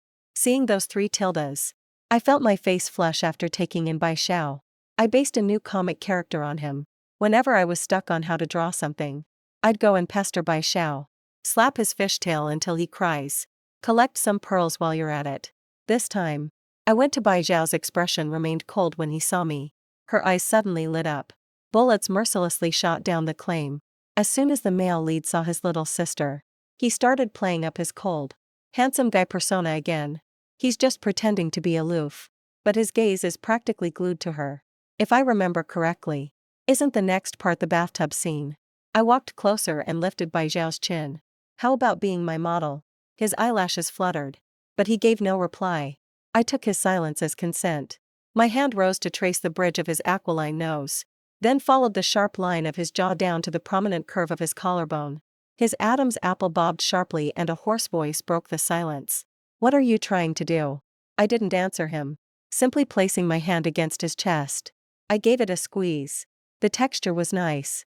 Bai Xiao shrank back. Displeased. I slapped his tail. Move again and I'll hit you. He gave a slight shudder. The next moment, it moved even more vigorously. Even the bullet comments laughed.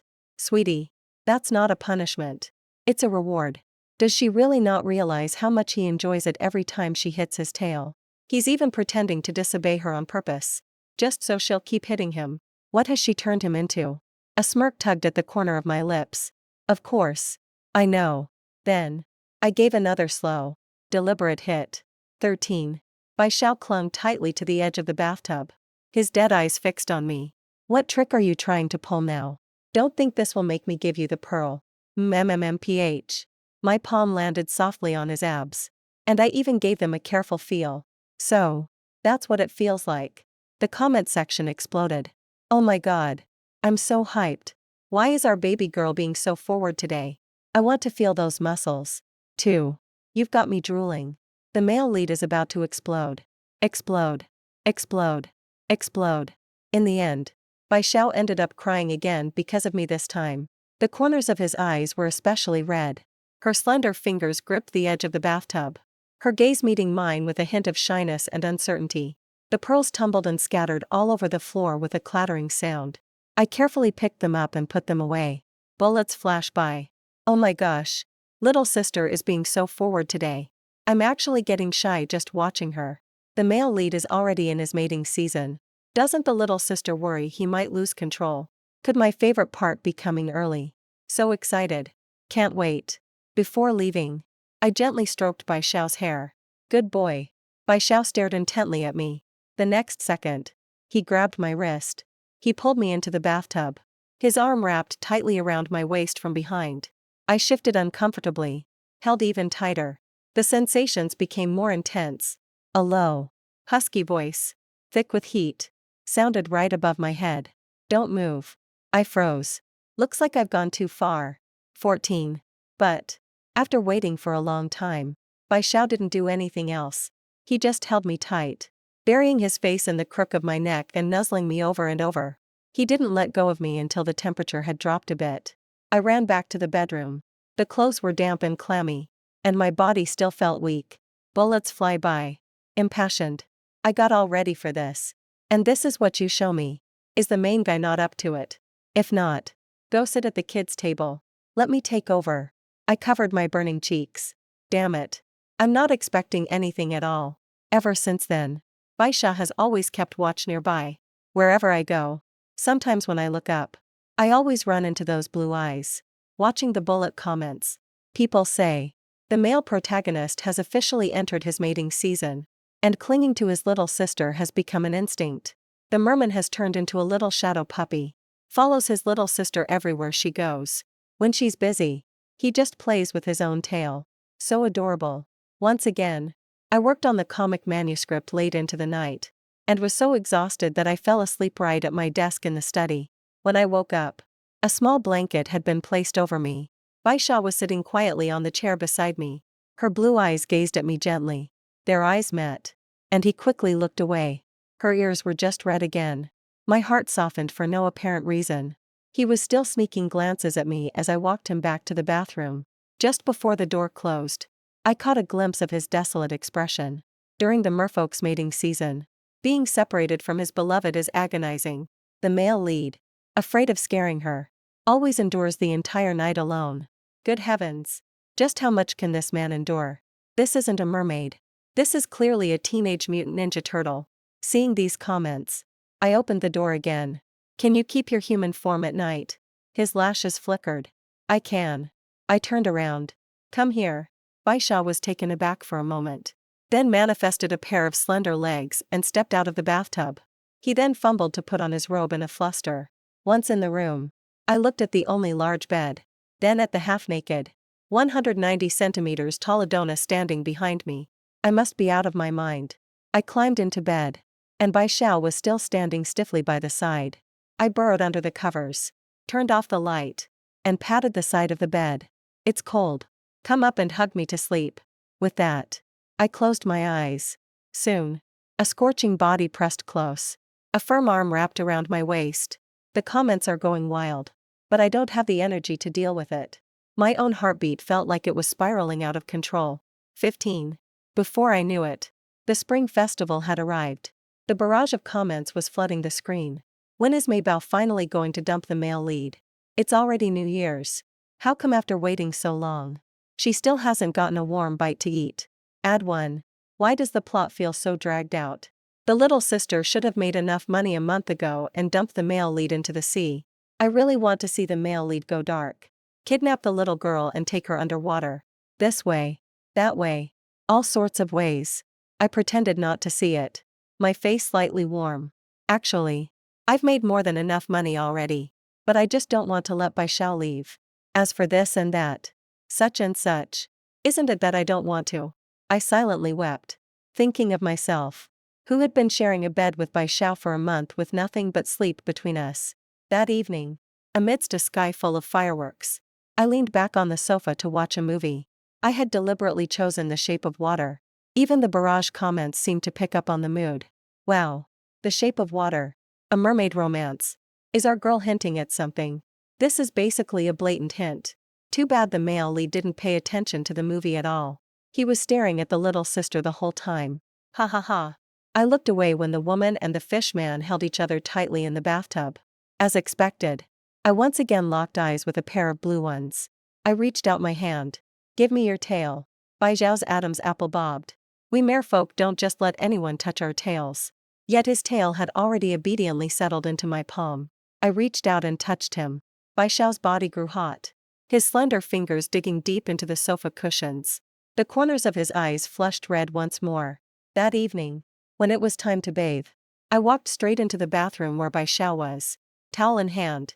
He stared at me, stunned. You ignoring his expression. I started unbuttoning my clothes on my own. My shower head is broken. Can I borrow yours for a bit? The screen is flooded with bullet comments. Holy crap. She's making a move. Ugh. She's so bold. I love it.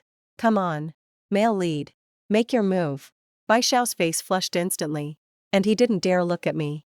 He said flatly, whatever you say.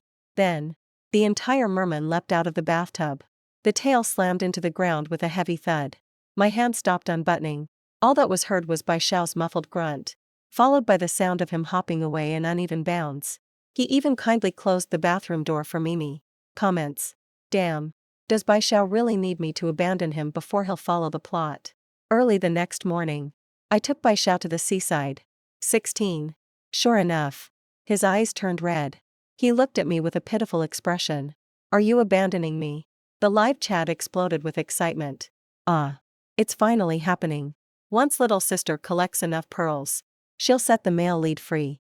Then the male lead's beastly instincts took over. He bullied the poor girl until she was sobbing pitifully. My face was expressionless, almost as if I was following the script written in the barrage comments. That's right. I've made enough money. I don't need the pearls anymore. And I don't need you either. After saying that, I deliberately turned away, feigning heartlessness, counting silently in my head. 1 step, 2 steps, 3 steps. But there wasn't a single sound from behind me. I turned around and saw a whole group of merfolk leap out from the sea.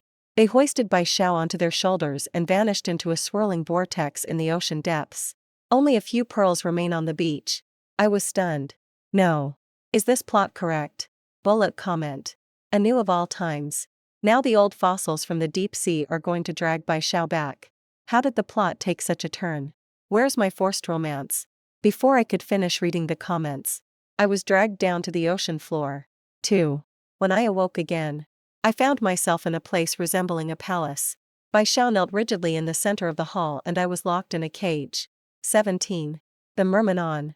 The throne gazed up Bai Xiao with a look of frustrated disappointment. Humph. You've only been out for a short while and already you've messed yourself up like this. You had a perfectly good palace to live in. But no. Instead you had to go and stay in a bathtub from the human world. So narrow. How can that possibly be as comfortable as a palace? You chased after her for so long only to get dumped in the end. And now we have to step in and bring her back for you. Bai Xiao knelt on the ground. His lips pressed tightly together. Father. I just don't want to force her into doing anything she dislikes. And he wore a fractured, defiant expression. She didn't abandon me. She just doesn't need money right now.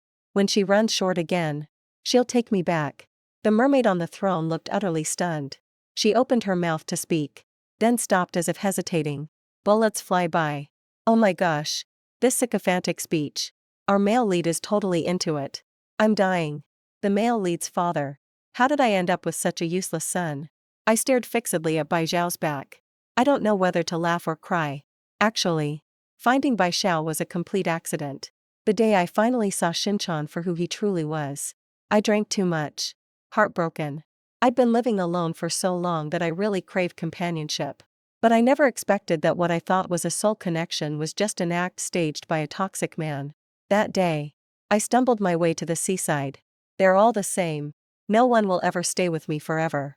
It was like my parents divorced and neither of them wanted me. All emotional connections in adulthood are just temporary companionship. I have no family and no friends. There's no one to catch me if I fall. That night, I don't remember how long I cried. I turned my head and saw Bai Xiao sitting on the reef staring at me under the moonlight. He was as beautiful as a painting. He walked towards me. Don't cry. When I woke up again, I was back home. I was still holding a very large pearl in my hands and Bai Xiao was in the bathtub. 18. The man on the throne let out a long sigh. Snap me out of these memories after you used the forbidden technique. I've been watching your journey to win her back. Truly. The more I watch, the more anxious I get. Tell me, how could I have given birth to such a wooden post like you? This medicine only works for those who truly love each other. Today, I'll help you as far as I can. If you still don't get it, don't bother being a merman anymore. Next time at dinner, you'll be sitting at the turtle's table. The barrage excitedly roasts. Wow. What medicine is that? Is it the one I'm thinking of? Haha. The old man is really worrying himself sick. Tortoise. You think you're so noble and impressive. Why drag me into this? No sooner had Bai Xiao's father finished speaking than a strange medicinal fragrance wafted through the air. Her body began to feel warm. Then, the man waved his hand and the cage was opened. Her body felt warm and soft. I nearly lunged into Bai Xiao's arms. Desperate and hungry. Bai Xiao. Hug me. Bai Xiao stiffened then lifted me into his arms and carried me back to his chambers. It's very hot. I wrapped my arm around his neck and pushed him down onto the bed. His face flushed crimson as he lay obediently beneath me. Blue eyes looked at me, glistening with moisture. I fumbled over his body. Where is the merman's? He couldn't meet my gaze. His entire body flushed crimson. His Adam's apple bobbed frantically, his voice dropping to a low rasp. The place you often like to play. Here. Bai Xiao's fingers gripped the bedsheet tightly. Yet there was still no movement. Only those moist eyes fixed intently on me. I leaned down and kissed him behind the ear. The lips sought out the location of the gland. The moment he was touched, his body gave a violent shudder. The next moment, the world spun violently before his eyes. A hoarse, barely audible voice came from above. Sorry. I just couldn't help it. 19. In the end, I was the one who tainted those clear blue eyes with a different hue. The barrage chat was going wild. Rejoice. Everyone. It's about time. Even though it's all pixelated and we can't see a thing. We finally got a taste. Little sister used to make the male lead cry over pearls. But now she's the one being teased to tears by him. Hee hee hee hee. Mermaids can go for 3 days straight. Can't even imagine what the little darling will be like after 3 days. I'm feeling a bit weak. But the medicine finally took effect after seeing the comments. I was completely shocked. 3 days. Is it too late to change my mind? He had barely taken a step when Bai Jiao grabbed his ankle and dragged him back. Baby. Don't run away. Soft, lingering kisses brushed against the back of her ear and down her spine. Felt like I was back on a little boat, drifting in the vast ocean. Her eyes were red from crying, and she begged for mercy in a hoarse voice. Yet, Bai Jiao's movements did not slow in the slightest. Occasionally, bullet comments would float by midway. Holy crap. The male lead really doesn't make a sound until he does. Then he blows everyone away. The merman's still on top. After 6 months of suppressing his mating instincts, the male lead finally lost control. When is this blur going to clear up on my end? It's been almost 3 days. In these 3 days, I've shed more tears than Bai Jiao did in the half year I bullied him. After it was completely over, I woke up. Once again, I met his blue gaze. I gritted my teeth and gave his tail a sharp smack. It lacked real force. More like a flirtatious tease. His eyes glistening. He took my hand and kissed the back of it. Baby. Hit me again. I was so angry I turned away. I don't want to deal with him anymore. 20. I spent the entire day lying in the palace. My legs go weak the moment my feet touch the ground. He has to be carried by Bai Xiao no matter what he does. A day later, I finally regained some strength. Struggling to get up, he cried out. I want to go home.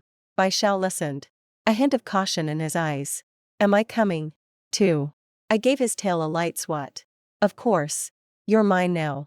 He was so happy his fish tail swished back and forth behind him. Before bed, after Bai Xiao escorted me back to the bedroom, he was about to scamper off to the bathtub again. I grabbed his arm. Let's sleep together. He spun around, ducked inside, and held me tight, just holding each other. The mood began to heat up. The next day, I couldn't get out of bed again. Clutching the blanket, she silently shed tears. You really don't want to mess with a merman during mating season. 21. Bai Zhao's perspective. Since the day I was born, my clan has warned me. Never leave the sea because there were humans on the shore. If they caught you, something terrible would happen. But when I was little, I was still curious and I secretly swam to the coastline. I never expected to be washed ashore by a wave. Left stranded and helpless. Just as I was about to revert to my true form, a little human girl appeared. She scooped me up in her small hands. I thought she had come to capture me. But then she released me back into the sea. Go home. Then ran toward another stranded fish. I only had time to remember her face and scent. I sneaked out again and saw her. She's grown a little, but I still remember the scent of her. This time, she was crying. She's asking why her mom and dad don't want her anymore. I can't answer her. Soon, my kin arrived to take me back home. I only had time to leave her a single pearl, a mermaid's tear. It was the first gift I ever gave her. I hope she won't be sad after that. She would sometimes come to the shore, muttering her thoughts to the sea. She laughed at herself, just talking to the wind. I wanted to tell her that I was listening. 2. One night, when I sensed that faint trace of her presence in the deep sea once more, I immediately swam for the shore that day. She was drunk, stumbling and swaying. Her eyes were red, as if she had been crying. I listened to her complain about her ex. Listened to her blame herself for misjudging his character. Listening to her talk about how lonely she was. A second before she fell, I transformed into a merman and caught her, wiping the moisture from the corner of her eye. Don't cry. But when she saw me, she smiled. Lift my chin. Where did this handsome man come from? How about coming home with me? My Adam's apple shifted. Okay. Suchin probably always thought it was her who knocked me out and took me home. But the truth is, I was the one who carried her home. After laying her on the bed, I placed the pearl I thought was the most beautiful in her palm. As for me, I went to the bathroom and commandeered her bathtub. When she woke up, I put on a rather wooden performance of my newly learned insurance scam routine. Don't think for a second that just because you brought me here, I'll give you a pearl. Our mermaid pearls are incredibly valuable. As I said this, I pinched my own tail hard. Tears welled up in my eyes. A pearl fell to the ground. I just wanted to find a reason to stay by her side forever. Story 2. The most regretful thing I've ever done in my life was pushing Jiang Huaixiu away during the car accident and putting myself in front of the danger. As a result, I lost one of my legs and became a disabled person in the eyes of others. Then, his white moonlight came back. And he said he was going to marry her. He said that she was pregnant. And the young mistress of the Jiang family couldn't be a disabled person. Feeling disheartened, I turned around and left. In the end, he said he regretted it. But I couldn't remember him anymore. He could only watch helplessly as I fell in love with someone else. My name is Ruan Jin. When I fell in love with Jiang Huaixiu, he was still an unknown wage earner. For his sake, I quit my stable and high-paying job and accompanied him to start a business. During those days, we slept in a dark and damp basement together and ate box lunches that cost only 7 yuan each. In short, we endured all the hardships one could imagine. Hard work pays off. 4 years later, he succeeded overnight. Jiang Huaixiu became a new upstart in Li City and there were a continuous stream of people coming to curry favor with him. Jiang Huaixiu was a rising star in Li City. He had a quick mind, ruthless methods, and was resolute and uncompromising in his work. So, although his company grew rapidly, he also made many enemies and suffered a lot both openly and secretly. That car accident happened in such a context. Lying in the hospital bed, I stared blankly with my eyes wide open, looking at the remaining half of my right leg with a vacant gaze. And tears kept welling up. With red eyes and trembling hands, he held mine and said, "In this life, I, Jiang Huaixiu, will marry no one but you." I believed him. I thought that after going through hardships, there would always be sweetness. But it seemed that fate always wanted to make me unhappy. In the autumn of the 2nd year after my car accident, his white moonlight came back. I heard from my friends around me, who mentioned it to me carefully, that she was the girl he had been in love with for 7 years. So, he had a white moonlight that he had liked for so long. During all those years we were together, I had never heard him mention her.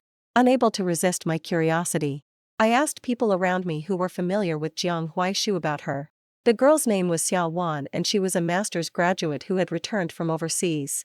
She had a willful and eccentric personality, was free and unrestrained, and not bound by conventions, which was completely different from my personality. The two of them started dating in college and had been on and off for a long time. Don't worry, Sister Xian Jean. You risked your life to save Brother Jiang. And we've all seen it. Brother Jiang is probably just feeling some lingering regret. Just like before. It's just a casual affair. His brother Duanyu comforted me. Yes. It seemed that everyone knew that he would marry me and had to marry me. After all, I had lost a leg for him. There had been many women around Jiang Huaixiu in recent years, but he had always been just playing around. So, I had always scoffed at the gossip news about him reported by the media. But recently his name and Xiao Wan's name always appeared together. Hashtag the president of Jiang Group had a secret rendezvous with a mysterious woman in the middle of the night. Hashtag Jiang Huaixiu accompanied a woman to the shopping mall. Hashtag similar headlines appeared in various entertainment sections. And for a while Jiang Huaixiu became the topic of people's conversations during meals and leisure time. Xian. The flies are already bothering you so much. You can't just pretend not to see it anymore. My good friend Chi reminded me that day. I finally couldn't help but go to the company to ask him. Xian. Can you not be so sensitive? She is our company's cooperation partner. You know that the general environment has been bad in recent years. And the company's development has also been very difficult. Jiang Huaishou looked at me with an embarrassing expression. As if I was a person who was being unreasonable. So, the company can't do without her. Right. There are so many cooperation partners in this city. But it has to be her. Right. I couldn't hold back my emotions and sneered. Can you stop being unreasonable? I'm already very tired when I come back from work every day. Jiang Huaishou said irritably, tugging at his tie and frowning at me. Also, since your leg makes it inconvenient for you to move around, you should come to the company less often in the future. He didn't even look at me and turned away. Yes. Because of this leg. I had been taunted many times, either intentionally or unintentionally, by the employees in the company. At the beginning, when Jiang Huaishou found out, he was very angry and directly fired those who had been gossiping. No one in the whole company dared to speak ill of me anymore. Thinking of this, I naively thought that Jiang Huaishou still loved me. This quarrel ended in our mutual silence, and neither of us brought it up again. In the half-month that followed, he came home later and later. In the first few times, he would call me and say that he had social engagements. After that, he didn't even bother to call me. The power of the white moonlight was indeed extraordinary. There were still a lot of gossip news about him, and the object was always Xiao Wan. And between us, it became quieter and quieter. I stopped asking, and he stopped explaining until one day I received a call from his good brother, Duan Yu. Sister Xin. Come to Zhuai Chengshao. Brother Jiang is drunk. He said. Okay. Send me the location. Even though we were still in a Cold War, I couldn't just leave him alone. When I arrived at Zhuai Chengshao, I found that Duan Yu had already dragged the drunk Jiang Huaishou to stand outside the door. Later, I found out that Xiao Wan was in that private room. And he got so drunk because he was trying to drink on her behalf. Due to years of socializing outside, Jiang Huaishou's stomach had already been severely damaged. After we got back, I put him on the bed and, as I used to do, was about to get up to cook some hangover soup. But he suddenly got up and hugged me, becoming extremely clingy. Be good. I'll go and cook you some hangover soup. I coaxed him helplessly. No. Don't leave me. Wan Wan. Wan Wan. Wan Wan. He was talking about Xiao Wan. I couldn't hear clearly what he said next. I was still tightly hugged by him, stunned, and my body was stiff. Suddenly, I felt so ridiculous. That night, I was like crazy searching for information about Xiao Wan on Weibo. I quickly found her account. I clicked in and immediately saw the Weibo post that she had pinned. The caption was, "Fortunately, we haven't changed." Attached to it was a photo of two hands tightly holding each other's fingers. The mole on the man's right thumb stabbed my eyes painfully. Even more painful than that was the remaining half of my right leg. It was her and Jiang Huaishou. My face was covered with tears. And I was so full of grievances with nowhere to vent. I grabbed my own hand and bit it hard. By the time I had cried enough, it was already dawn. The next morning, I cooked breakfast for him as usual. He didn't remember what had happened last night. And I didn't question him or make a scene. I was foolishly thinking that at least let's get through the spring festival. After the spring festival, I would break up with him. I was so humble as to cling to the remaining time. There was still a week until the new year. I made an appointment with my good friend Chi-Chi to go shopping together and buy some New Year's goods by the way. Although the housekeeper was in charge of preparing these New Year's goods, this time I wanted to have a good New Year. Unexpectedly, what greeted me was a kidnapping case. What do you want? I was controlled by them and stuffed into a car. My head was covered, and my body was shaking uncontrollably. Miss Rong, don't be afraid. We've heard that you have a very good relationship with President Jiang. As long as President Jiang withdraws the lawsuit against us and brings 5 million yuan along, we'll release you. After all, it's the new year, and none of us wants to see blood. Right. One of them said as he gestured with a knife in front of my face. It was another enemy of Jiang Huaishou. That damned guy. They quickly informed Jiang Huaishou and warned him not to call the police. I was also taken to an abandoned building and roughly tied to a chair. There was no support behind me.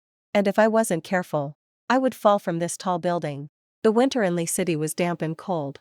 And I was almost frozen to the point of losing consciousness. Soon, I heard some movement in front of me. A group of big men were dragging someone towards my direction.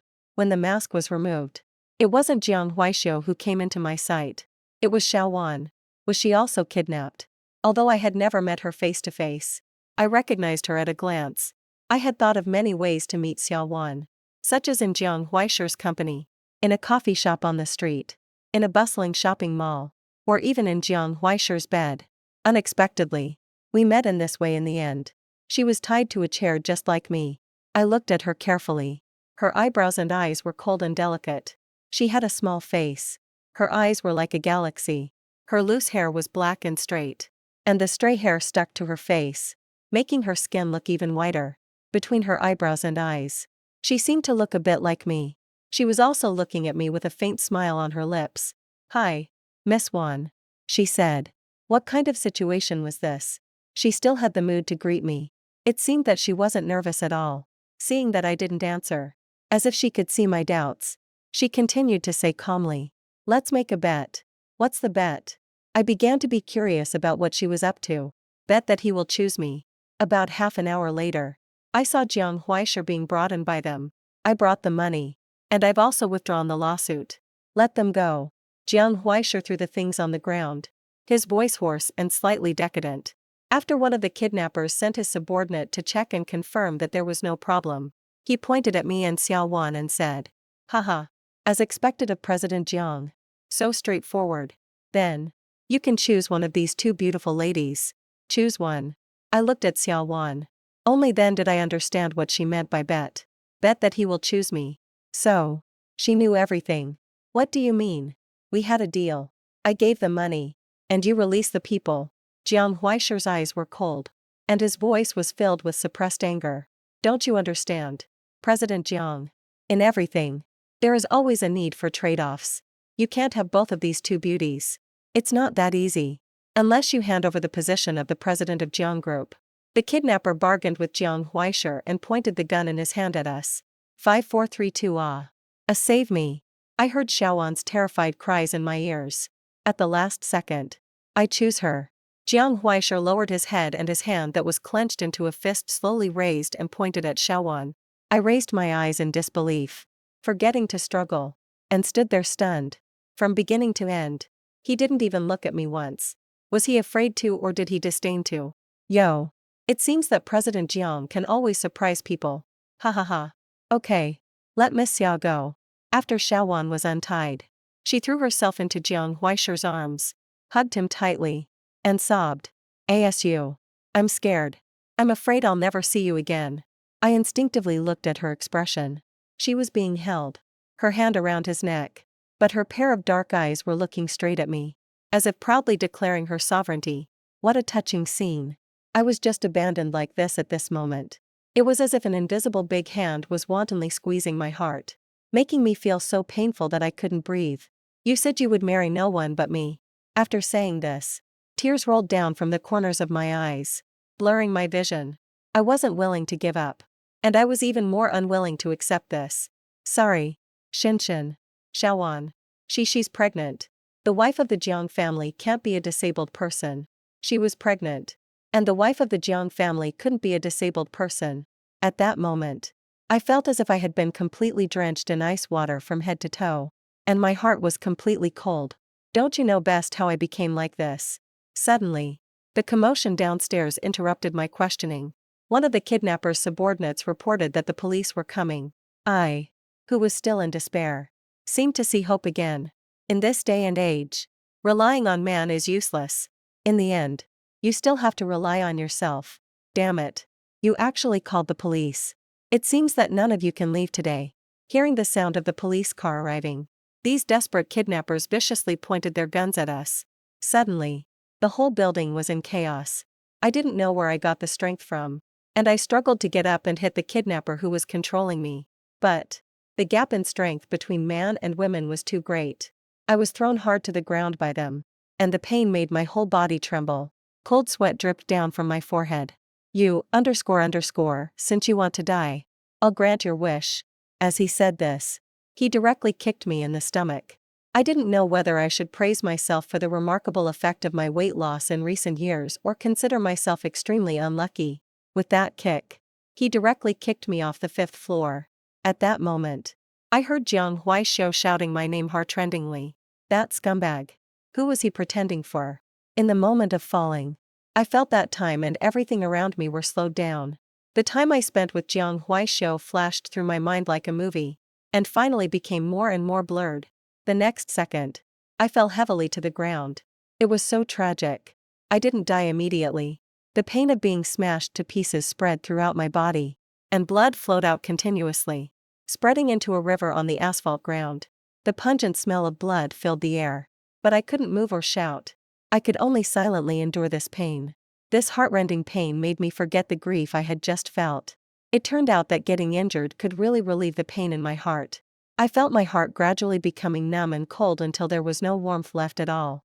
Wan Jin. Are you really going to die like this for a scumbag man? You lost a leg. And now you're even sacrificing your life. Who was scolding me? It was so piercing and vicious. But the voice was so familiar. When I opened my eyes, the beeping sound of the medical equipment was in my ears. Enduring the pain all over my body, I propped myself up on my arms and lifted my body from the hospital bed. There was no one in the whole ward. What had happened? Why was I here? For a moment, I didn't even know whether I was in the underworld or still alive. You little rascal. You're finally awake. The door of the ward was pushed open and a man walked in holding a bouquet of flowers, which were my favorite sunflowers. Are you Brother Xiao Duo? I couldn't recognize him for a moment. What? After being apart for these few years, you ungrateful girl have forgotten me already. He put the flowers into the vase by the window and looked at me pretending to be angry with such a sharp tongue. It must be him. I don't have many relatives in this world. Since I can remember, I have been living in an orphanage. Xiao Duo is the brother I stubbornly and forcefully recognized in the orphanage because he was the most powerful child in fights at that time, and by following him, I wouldn't be bullied later. He was taken away by a wealthy couple and there has been no news of him since then. I only remember that I cried terribly that day. I didn't know if it was because I was sad about losing a brother or worried that no one would protect me anymore. How did you? Before I could finish my question, he directly thrust the badge on his chest in front of my eyes. TSK TSK TSK. You fell from upstairs and must have knocked your head silly. I'm your attending doctor. Wang Jinjin. I saved your life. So, from now on, without my permission, don't harm yourself again. Xiao Duo gently held my hand and said to me seriously. What do you mean by harming myself? Brother Xiao Duo. How on earth did I end up like this? I tried my best to recall, but to no avail. Images of a man and a woman kept playing in my mind, but I couldn't see their faces clearly.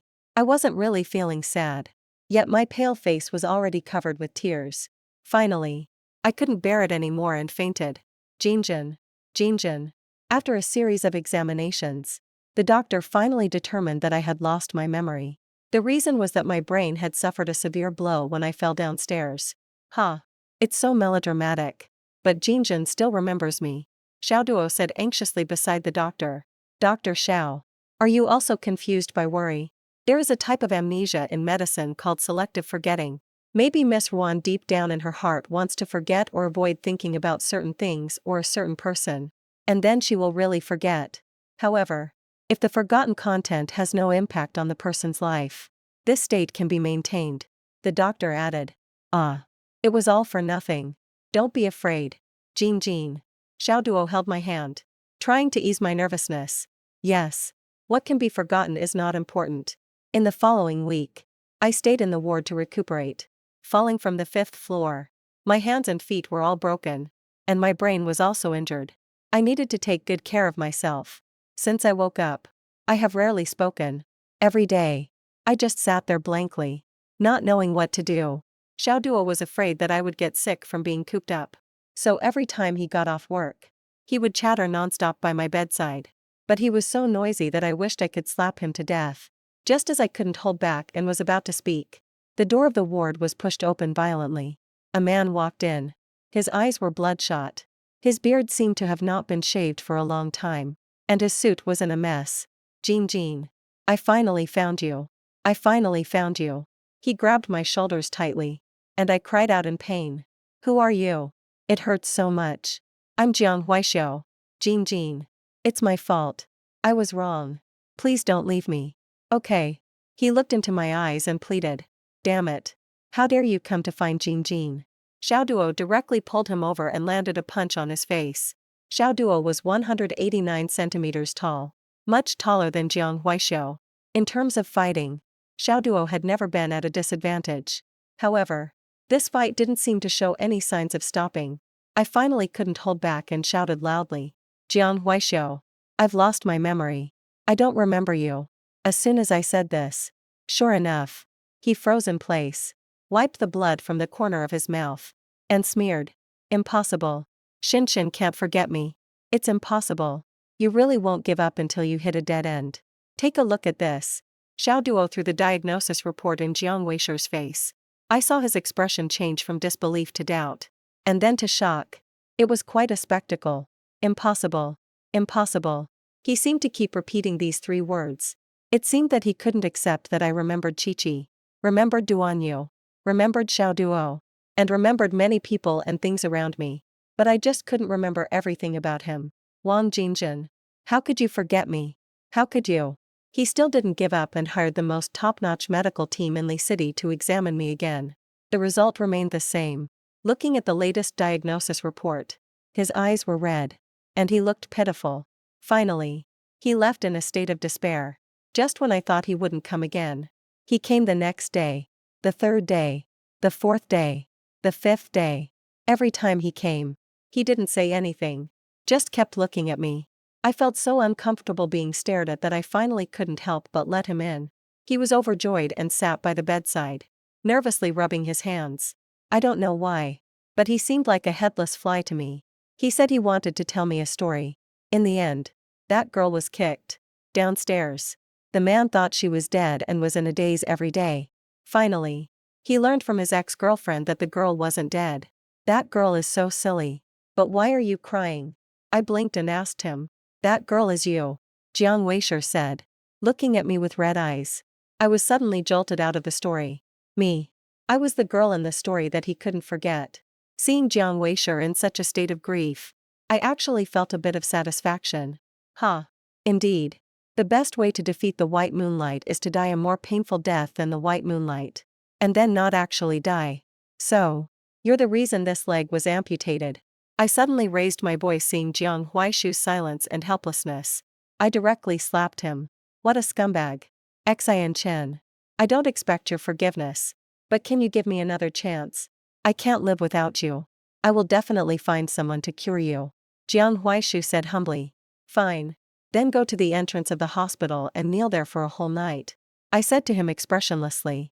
Coincidentally, it rained heavily that night. He just knelt there motionless. As a result, everyone in the circle knew that the prestigious president of the Jiang group was kneeling at the entrance of the hospital begging for my one Xian Chen's forgiveness. Some people were just watching the drama. Some thought he deserved it. And some people sent me messages asking me to forgive him. Are you really going to forgive him? Xiao Duo beside me handed me an orange and asked tentatively. Forgive him. I was once able to love someone wholeheartedly.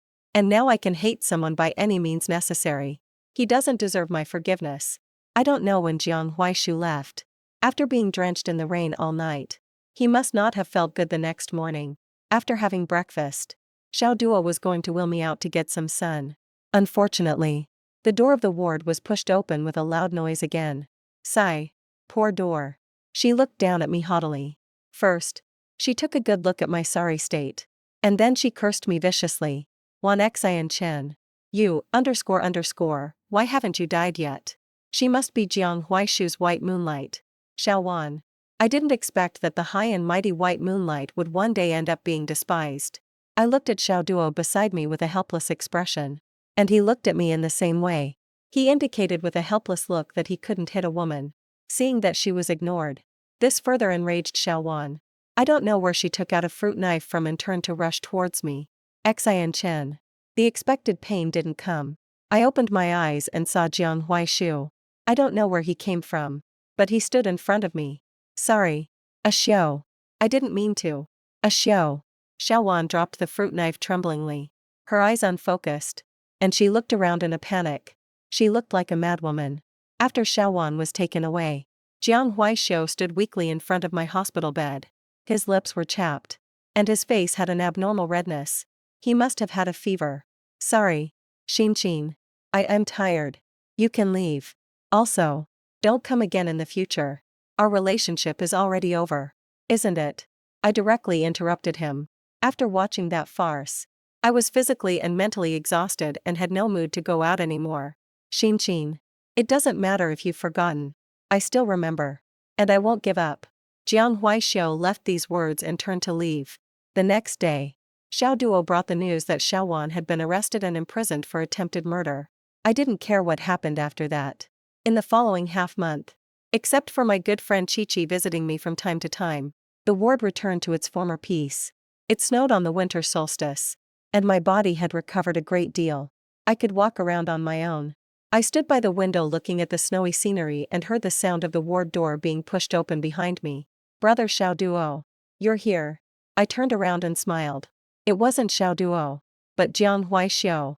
I immediately put away the smile on my face and said distantly, "Why are you here?" I saw the light in his eyes flash and then go out suddenly. Then he smiled gently and said, Shin. Today is the winter solstice.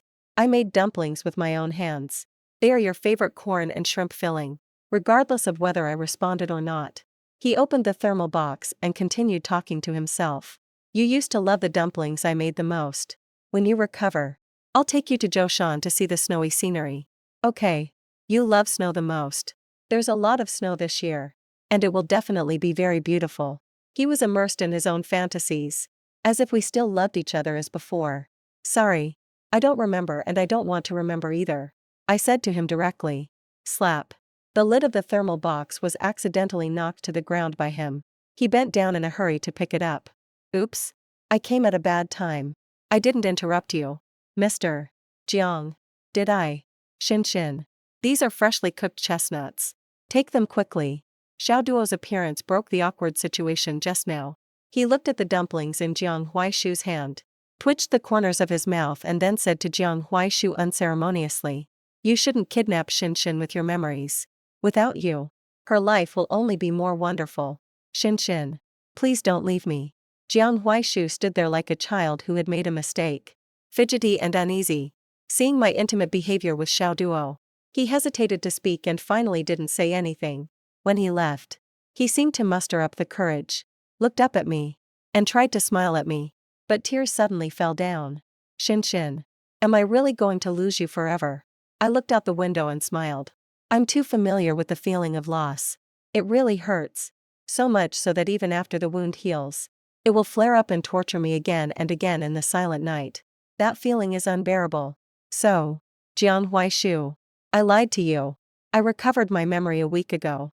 You should also taste the pain I've endured. The cold winter is finally coming to an end.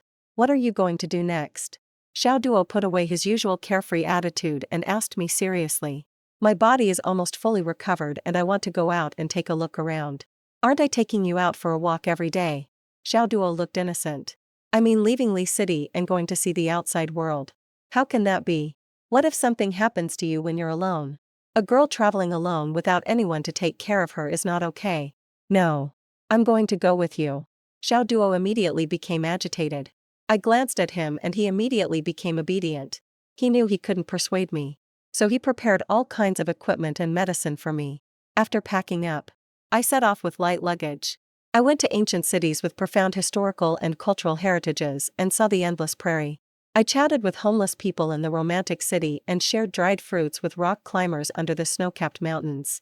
I also met people from different regions, listened to their stories, and realized that besides love, there are so many things worth looking forward to. Due to the prosthetic leg, faced many challenges and difficulties along the way. But fortunately, most of the people I met on the way were kind. 2 years later, I woke up in a homestay in a small town and received a message from Xiao Duo. You little rascal. It's autumn. Come back and take a look. 3 days later, I stood at the airport in Li City. Wang Jingjin. You're so heartless. You've been gone for 2 years and didn't even send a message to let me know you were safe, Xiao Duo said, pinching my face angrily. I knew I was in the wrong, so I twirled around in front of him. Brother Xiao Duo. I'm fine now, aren't I? Come on. Let's go quickly. Didn't you say you prepared a surprise for me? To avoid him from nagging nonstop, I directly threw my luggage to him and turned to get into the car. After getting out of the car, it was a Chinese-style courtyard with a swing in it, covered with maple leaves. Was this courtyard prepared for me?